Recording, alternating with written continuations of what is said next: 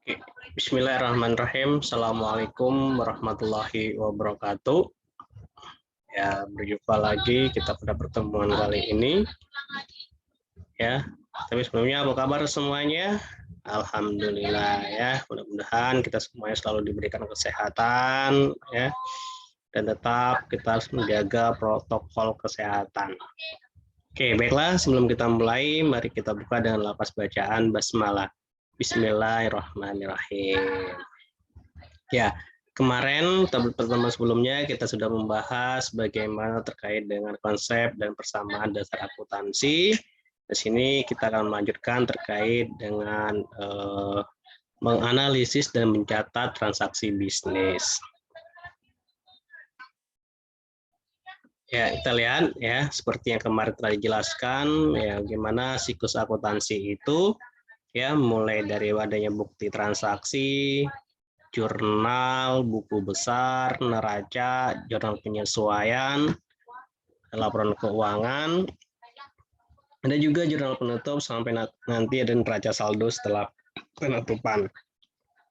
Ini adalah bagian dari siklus akuntansi. Nah, kita ketahui bahwa yang namanya bukti-bukti transaksi ya pasti akan ada sumber-sumbernya, baik itu berupa kwitansi, invoice, dan lain sebagainya. Mari kita akan lihat satu persatu di sini. Dokumen sumber transaksi. Yang pertama adalah cek atau kwitansi pengeluaran kas. Ya, ini mana ya? Cek itu merupakan dokumen yang berisikan perintah kepada bank untuk membayar sejumlah kas yang ditarik dari rekening bank yang dimiliki oleh nasabah. Selain cek, ya, dokumen sumber yang dapat dijadikan bukti pengeluaran kas adalah kwitansi pengeluaran kas. Baik cek maupun kwitansi, ya, pengeluaran kas harus memiliki sistem penomoran dokumen yang pre-numbered, ya, untuk memudahkan pengecekan atas dokumen pengeluaran kas dan mencegah penyalahgunaan pengeluaran kas. Nah, ini kita lihat ya, kwitansinya misalnya Bank Berdikari, ya, cek nomor berapa, ya, terus lokasi, tanggalnya, dibayarkan kepada siapa, ya, untuk perluannya apa, KTIC, jumlahnya, terus ini juga sama ya. Tuh, oke. Yang kedua adalah faktur penjualan atau invoice, ya. Ketika terjadi penjualan barang atau jasa secara kredit, penjualan akan membuat dokumen yang menunjukkan informasi-informasi sebagai berikut. Yang pertama adalah jenis dan jumlah barang atau jasa yang dijual. Yang kedua, harga barang atau jasa yang dijual. Yang ketiga adalah pajak yang berlaku jika ada. Ya, ini kita bisa melihat, ya, mungkin nggak asing lagi, teman-teman semuanya juga sering ya melihat ketika ada berlakukan transaksi baik secara online maupun offline, ya, pasti ada yang namanya faktur penjualan. Ya, ini contohnya ya. Oke, itu terkait info. Yang selanjutnya adalah kwitansi penerimaan kas. Nah, selain ada pengeluaran, ada juga yang namanya penerimaan kas, ya. Nah, ini ya, contohnya adalah kwitansi penerimaan kas, ya. Modelnya sih nggak jauh berbeda dengan pengeluaran kas, ya. Oke, ya. Terus selanjutnya adalah, nah, di dalam akuntansi ya, ketika kita membuat akun di situ ada yang namanya kode-kode akunnya, ya, baik dari misalnya aset, terus utang, modal, adanya akun-akun laba rugi, ya, semuanya nanti ada penomorannya. Nah, ini salah satu contohnya adalah terkait dengan akun-akun laporan posisi keuangan. Ada aset ya yang dimulai dari liquid, ya, kode akunnya secara liquid, ya, kas, piutang dagang, ya, peralatan kantor, ada kode-kodenya misalnya untuk kas 111. Piutang dagang otomatis 112, terus peralatan kantor 121, liabilitas diawali dengan kode 2, ya, modal diawali dengan angka 3. Terus akun-akun laba rugi untuk pendapatan diawali 4, beban diawali 5. Ini namanya kode-kode akun di dalam laporan, baik itu laporan posisi keuangan maupun laporan laba rugi, ya. Nah, fungsinya untuk apa? Ya, kita lihat di sini terdapat beberapa hal yang perlu diperhatikan dalam menyusun kode akun sebuah perusahaan, yaitu yang pertama adalah kode akun yang akan dibuat harus disesuaikan dengan jenis-jenis transaksi yang ada di perusahaan. Ya, jelas ya. Jadi harus disesuaikan dengan akun-akun yang ada di perusahaan. Yang kedua, ya, kode akun dibuat harus fleksibel. Ya, hal ini berarti kode akun yang disusun harus dapat mengakomodasi perkembangan jenis transaksi yang terjadi di perusahaan yang pada akhirnya akan membutuhkan akun-akun baru. Yang ketiga, berikut ini adalah urutan kode awal untuk akun-akun di buku besar pada umumnya. Ya, seperti saya sampaikan tadi, ya, untuk aset itu dimulai dengan angka 1, liabilitas dimulai dengan angka 2, modal angka 3, pendapatan angka 4, dan beban-beban di angka 5 diawali, ya. Ini secara umumnya, ya. Oke. Nah, ini contoh yang ada di dalam perusahaan, ya. Ini dia menggunakan akurat ya, ini ya. Ini akurat. Oke.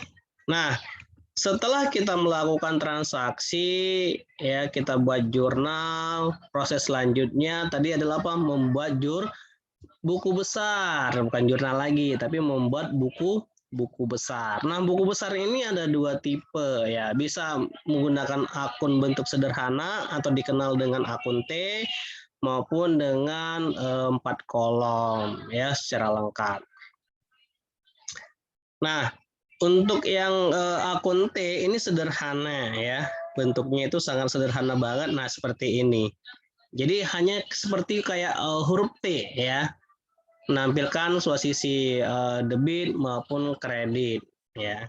Ini adalah yang bentuk sederhana ya.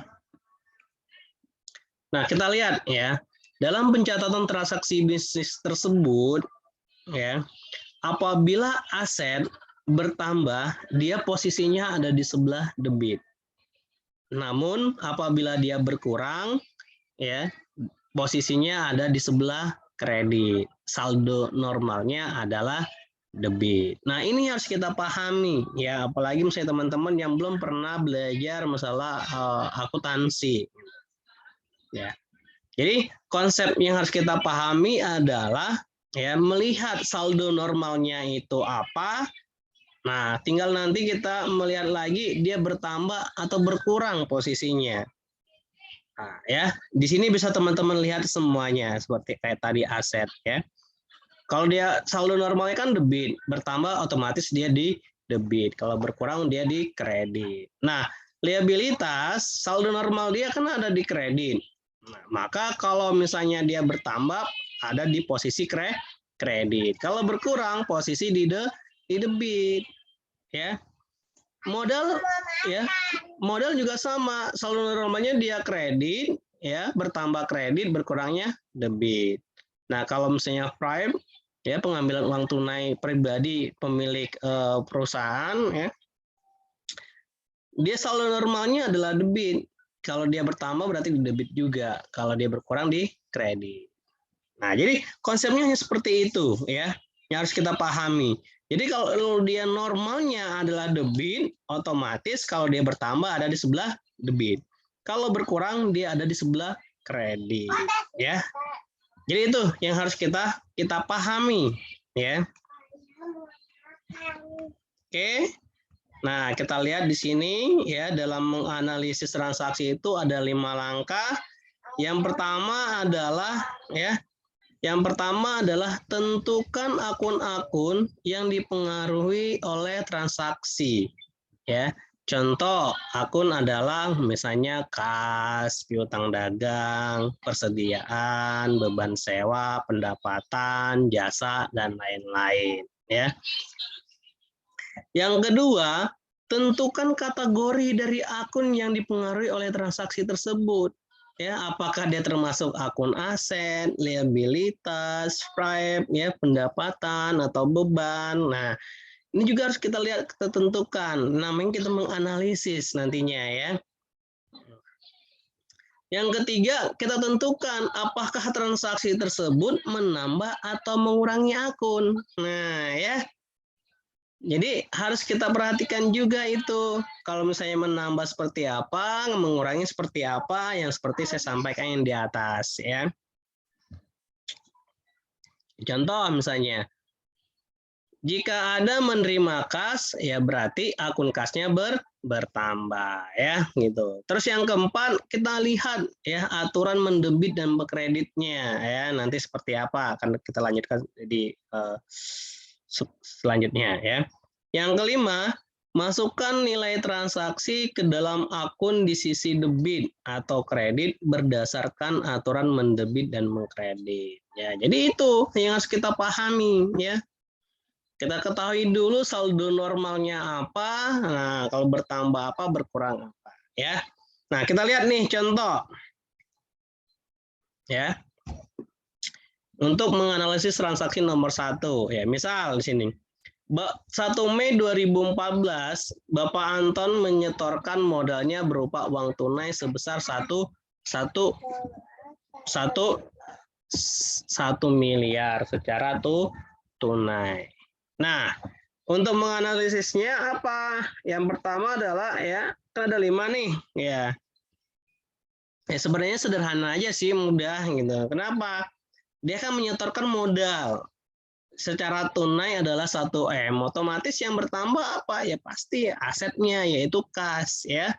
Bertambah 1 M, modalnya pun bertambah 1 M. Seperti yang kita sampaikan sebelumnya bahwa ya persamaan dasar akuntansi itu adalah aset sama dengan modal, ya, atau aset salah, maksudnya adalah aset sama dengan liabilitas plus modal, atau aset dikurangin utang adalah modal, ya. Jadi kalau misalnya asetnya bertambah, otomatis modalnya pun bertambah. Contoh di sini, ya. Kas bertambah, modal bertambah. Begitu kita masukkan ke dalam buku besar bentuk sederhana atau akun T, begini, ya, kas modal, ya, kasnya ada di debit, modalnya ada di kredit, itu ya. Oke.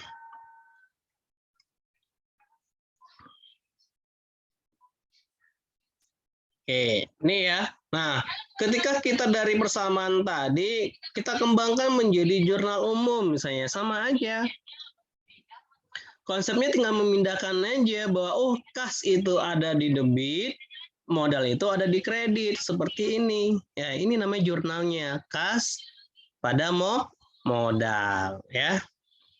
Oke. Kita lanjutkan ke transaksi selanjutnya, ya. 3 Mei 2014 membeli 2 buah bus, ya, 250 juta secara kredit kepada PT Karoseri Indonesia. Nah, membeli bus berarti kan bus nanti akan masuk jadi apa? Aset tetap, ya. Berarti membeli bus, ya, harganya 250 juta secara kredit. Artinya apa? Berarti dia ngutang, ya. Maka perlu kita catat dalam persamaannya adalah apa? Aset atau bus atau kendaraan, ya. Terus pada utang. Asetnya bertambah ada sebelah debit, ya. Terus utangnya bertambah ada sebelah kredit, ya.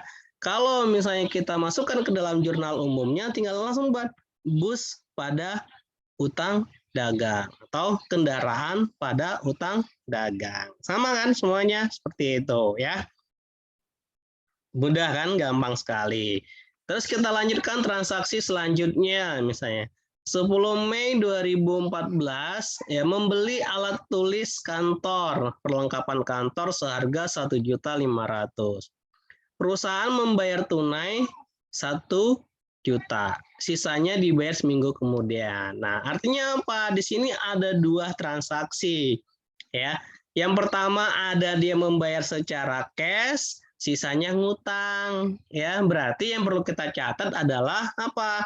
Dia beli perlengkapan kantor seharga 1.500.000, berarti dia bertambah. Kalau bertambah perlengkapan kantor ada di sebelah debit, ya. Terus Dia mengeluarkan kas katanya kan, dia bayar tunai ini 1 juta, berarti kasnya yang berkurang. Kalau kasnya berkurang berarti ya ada di sebelah kredit.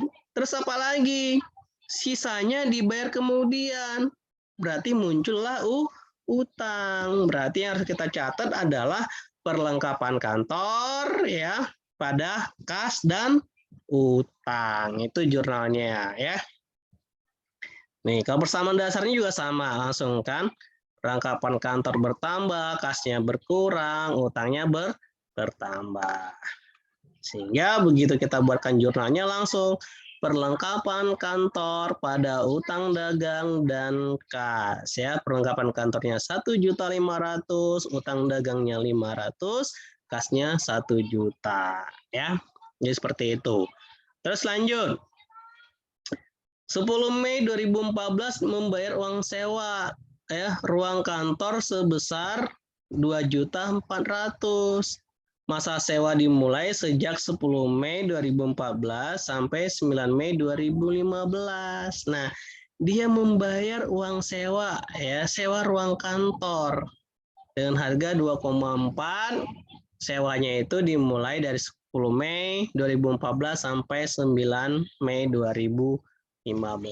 Artinya apa? 1 tahun. Berarti apa yang perlu kita lakukan, yang perlu kita catat, yaitu sewa dibayar di muka, terus kasnya juga berkurang ya. Sewa nih ya, karena dia itu udah dibayar di awal, berarti sewa dibayar di muka, terus ada uang yang dikeluarkan cash, berarti kasnya yang berkurang ya. Jadi sewa dibayar di muka bertambah, kasnya berkurang senilai 2,4 juta. Jurnalnya sama, sewa dibayar di muka pada kas ya. Oke. Transaksi selanjutnya 15 Mei 2014 menerima setoran setengah bulanan dari pengemudi sebesar 5 juta. Menerima setoran berarti pendapatan ya. Yaitu kas bertambah, pendapatan pun bertambah sebesar 5 juta ya. Jadi jurnalnya adalah kas pada pendapatan jasa angkutan 5 juta. Oke. Transaksi selanjutnya yang ke-6 ya, 16 Mei 2014 membayar gaji pengemudi 2 mingguan sebesar 1 juta. Nah, membayar gaji berarti apa? Kasnya berkurang dan muncul namanya gaji atau disebut beban gaji ya, beban gaji pada kas ya. Beban gaji pada kas 1 juta. Oke. Transaksi ke-7 membayar utang dagang atas pembelian alat tulis ya. Kita lihat di transaksi yang ketiga tadi sebesar 500.000 ya. Dia membayar, kan tadi dia bilang tuh ya, kasnya 1 juta udah dibayar ya, sisanya dibayar kemudian. Nah, ini di tanggal 20 dibayar, berarti apa?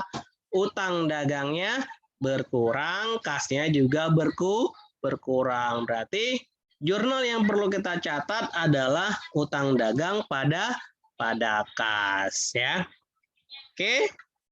Nah, sudah kita buat semuanya jurnal umum tersebut, nanti kita posting tuh ke buku besar ya dengan cara yang tadi, bentuk sederhana dulu ya, atau akun berbentuk akun T ya. Nah, jadi kita posting ke buku besar. Jadi jurnal, posting buku besar, ini juga bisa langsung jadi laporan keuangan ya, kalau semuanya sudah memenuhi aturan yang ada. Nah, buku besar ini, tadi kan di atas sederhana. Coba kita lihat yang 4 kolomnya ya. Ini 4 kolomnya. Ini kita lihat 4 kolomnya ya. Masuk 4 kolom itu adalah ini ya, debit, kredit ya. Jadi utang dagang tanggal berapa ya, keterangan, terus posting referensinya ya, ini debit kredit, saldonya debit kredit. Nah, jadi semuanya tadi transaksi buku besar, transaksi dari jurnal umum tersebut kita posting ke buku besar ya, satu persatu sesuai dengan nama akunnya ya. Kalau misalnya akunnya situ ada misalnya utang dagang, ada kas, ada peralatan ya, terus ada modal gitu. Nah, semuanya harus catat satu-satu. Kita mulai dari yang liquid, dari kas dulu, terus gitu dari aset, liabilitas, baru modal, pendapatan, beban kalau ada ya. Jadi gitu kita membuat ininya, membuat buku besar ya. Oke. Nah, di dalam buku besar ini kan ada namanya posting referensi. Tujuannya untuk apa? Ya, tujuannya adalah bahwa oh iya, dari mana dasarnya ini? Oh, ternyata dasarnya adalah dari jurnal umum. Maka pas dasar kita masukkan di posting referensi yaitu JU. JU itu adalah jurnal umum. Jadi JU1 gitu kan. Semua ini masukkan nih ya. K11 nih nama akun, terus modal. Catat semuanya per tanggal atau per transaksinya. Masukkan di debit kreditnya, saldo awalnya kalau ada masukkan semuanya ya. Jadi itu cara membuat buku besar ya. Contoh nih yang tadi ya. Yang tadi kita summary-kan ini jurnal umumnya, terus ada nomor-nomor akunnya di sini gitu kan.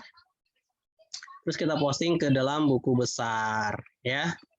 Kita lihat dalam buku besar sini.